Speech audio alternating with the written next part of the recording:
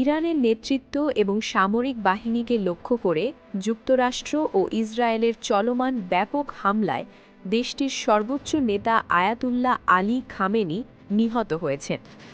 যুক্তরাষ্ট্রের president Donald Trump ইরানের সামরিক বাহিনীকে তাদের অস্ত্র সমর্পণের আহ্বান জানিয়েছেন এবং ইরানের জনগণকে তাদের সরকারের বিরুদ্ধে রুখে দাঁড়াতে বলেছেন। জবাবে ইরান যুক্তরাষ্ট্রের সামরিক ঘাঁটি ও মিত্র দেশগুলোর বিরুদ্ধে ব্যালিস্টিক ক্ষেপণাস্ত্র ও ড্রোন হামলা চালিয়েছে।